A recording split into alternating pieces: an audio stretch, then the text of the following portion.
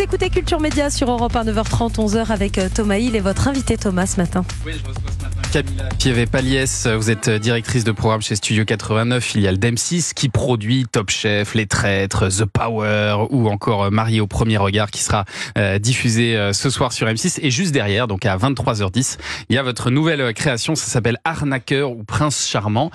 Pour le décrire, c'est une sorte de bachelorette avec une célibataire courtisée par plein d'hommes, sauf qu'il y a un truc en plus, un twist dont nous parlait Jean-Luc Lemoyne. Tous les hommes présents ne sont pas là pour trouver l'amour, hein, c'est ça. Exactement. Tous les hommes ne sont pas sincères. Donc certains veulent juste gagner de l'argent. Certains veulent juste gagner de l'argent et à la base surtout rajouter Cassandra à leur palmarès. Ah oui, quand même. Bah oui. Ouais.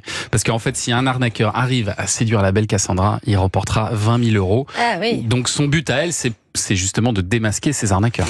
Son but à elle, c'est d'arrêter de tomber amoureuse des hommes toxiques, des hommes qui ne sont pas sincères, ce qu'elle a beaucoup fait dans son passé. Et donc là, l'idée, c'est qu'elle puisse, pour une fois, détecter quel homme est sincère et lequel ne l'est pas. Mais ça suppose qu'un homme toxique l'est toujours.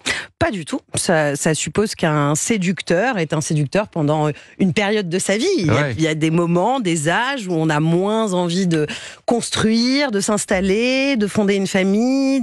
Voilà, il y a des périodes. Camilla, vous croyez en l'amour ? Oui, tout à fait, Thomas. Qu'est-ce qui vous assure qu'un arnaqueur va pas tomber sincèrement amoureux de Cassandra ? Ah ben rien, c'est ce que je vous dis. Il peut tomber vraiment amoureux. Il peut tomber amoureux. Un arnaqueur, c'est le Don Juan des temps modernes. C'est-à-dire que c'est un homme qui aime séduire, qui adore avoir des femmes autour de lui, qui aime courtiser. Et à un moment donné, il y en a peut-être une qui va être un peu plus forte que les autres et réussir à finalement le faire basculer de l'autre côté. Voilà, c'est possible. Cassandra, elle, au début du programme, quand elle rencontre ces hommes, elle sait pas que parmi eux il y a des mythomanes. Elle vient pour un programme de rencontres classiques, c'est ce que vous lui avez dit ? Exactement, nous lui avons dit qu'il y aurait 14 hommes sincères, prêts à tout pour la séduire. Et donc c'est une psy qui finit par lui dire, et là c'est un grand choc pour elle. Oui, c'est un choc parce que comme elle a eu énormément de relations toxiques dans sa vie et que en fait elle a plutôt eu affaire à des arnaqueurs qu'à des princes charmants, d'un seul coup elle se dit mon Dieu, je vais encore tomber sur un arnaqueur et je vais encore avoir une mauvaise histoire d'amour. Et Cindy, la psychothérapeute qu'elle a avec elle, est là justement pour l'aider à identifier les comportements. Et puis à digérer la nouvelle aussi, parce que j'imagine que vous, en tant que directrice de programme, vous avez dû avoir un petit peu peur qu'elle quitte l'aventure, Cassandra. Elle pouvait très bien dire, puisque c'est ça, je m'en vais. Elle aurait pu, mais après, pour le coup, l'idée est de l'aider, vraiment de l'aider. Donc, je pense qu'on aurait, ça n'a pas été le cas, mais si ça avait été le cas, on aurait quand même pu la convaincre d'aller au bout et de voir quelles étaient les astuces, les tips que pouvait lui donner Cindy pour éventuellement arrêter de tomber sur des séducteurs. Et alors, je ne sais pas si vous avez écouté la chronique de Jean-Luc Lemoyne vendredi, qui était consacrée intégralement à votre programme, mais voilà ce qu'il a dit. Qui est cette jeune femme ? Voici l'histoire de Cassandra, une jeune femme perdue dans les méandres amoureux de notre époque. Oh, comme c'est joliment dit. Beau. C'est surtout une jeune femme perdue dans les méandres de la télé-réalité. Elle a fait la Villa des Cœurs brisée 5, 6 et 7. Ah oui, d'accord. La bataille des clans, les 50. Et la semaine dernière, elle était encore dans les apprentis aventuriers. Dans le groupe M6, je crois que légalement, ils vont être obligés de la passer en CDI. C'est intéressant ce qu'il dit, parce qu'en fait, plus qu'une jeune fille qui cherche l'amour, c'est surtout une professionnelle de la télé-réalité, cette Cassandra. Oui, alors c'est une professionnelle de la télé-réalité parce qu'elle a fait pas mal d'émissions. Après, nous, ce qui nous a intéressé réellement, c'est son parcours sentimental. C'est toutes ces relations toxiques qu'elle a eues. Alors, certaines, elle les a eues à l'antenne. Donc, pour ceux qui la connaissent, ils vont pouvoir continuer à suivre son aventure. Et puis, pour ceux qui ne la connaissent pas, ils vont découvrir toute cette partie où elle a eu que des histoires toxiques. J'imagine que le plus compliqué dans la production d'un programme comme celui-là, c'est le casting. C'est ça la grande difficulté de produire un programme comme celui-là. Ça fait partie des difficultés, en effet. Ça fait partie des difficultés, mais après, on a mis le temps qu'il fallait pour trouver justement les personnages qu'il fallait, c'est-à-dire des hommes sincères et des hommes coureurs de jupons, on pourrait les appeler, et qui étaient prêts à l'assumer face caméra. Parce que vous avez commencé, je crois, dans le casting pendant quelques années. Vous étiez directrice de casting. C'est quoi la science d'un bon casting ? C'est trouver trouver aussi des hommes suffisamment différents les uns des autres pour couvrir un peu tout un spectre différent?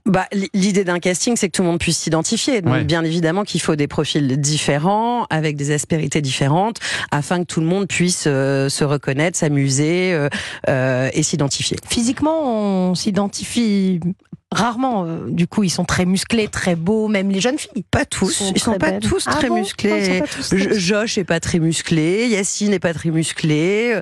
Il y en a quelques-uns qui jouent sur d'autres atouts. D'autres ressorts. Exactement. C'est un format français ou c'est l'adaptation d'un jeu étranger? C'est un format français, c'est une création Studio 89. Création Studio 89. Et alors, qu'est-ce que ça a donné le premier numéro d'Arnaqueur en audience, Julien Pichelet? On était à 522 000 téléspectateurs, un petit peu plus de 8% de part de marché, 8,5 exactement. Bon, est-ce que vous étiez déçu de ce lancement? Est-ce que vous espériez mieux? Non, on se dit que c'est un bon début, qu'il faut aussi que les téléspectateurs arrivent tranquillement et viennent nous rejoindre. On était plutôt contents, ça a bien fonctionné sur la tranche des 15-35, donc non, on était plutôt satisfaits. Et alors donc juste avant Arnaqueur ou Prince Charmant, il y aura une autre de vos productions, Mariés au premier regard, avec des célibataires qui sont jugés compatibles et qui vont se rencontrer pour la première fois le jour de leur mariage. Là, c'est la 8e saison de ce programme. C'est devenu vraiment l'une des marques très fortes d'M6 aujourd'hui. Et pourtant, je crois que c'était pas gagné au départ, parce que personne, enfin en tout cas aucune mairie en France ne voulait organiser un tel mariage. Racontez-nous ça. Alors c'est pas totalement vrai. Comment ça s'est passé? On a quand même fait 5 saisons dans une mairie en France. Les 5 premières saisons, ça s'est passé dans une mairie en France, dans le sud de la France. En revanche, ce qui s'est passé à la 6e saison, c'est que le Covid est arrivé, le confinement est arrivé, et que les mariages n'avaient plus droit d'avoir lieu, et sinon masqués, et seulement avec 2 personnes les témoins. Donc ça a compliqué la production pour pouvoir continuer à les produire en France. Et donc on s'est retourné vers Gibraltar, en Europe, pas trop loin, où les mariages étaient autorisés. Et c'est pour des raisons de production qu'on est parti à Gibraltar. Donc sachant que Gibraltar, John Lennon s'est marié là-bas il y a très longtemps. Ça a toujours été un endroit où on pouvait se marier assez facilement. Donc c'est possible que Mariés au premier regard revienne en France un jour? Aujourd'hui, ça se passe très bien à Gibraltar, donc il n'y a pas de raison de revenir en arrière. Bon, en tout cas, le rendez-vous, c'est ce soir sur M6 avec ces 2 programmes. Restez avec nous, Camilla Fievé-Paliès, pour commenter l'actu des médias dans un instant.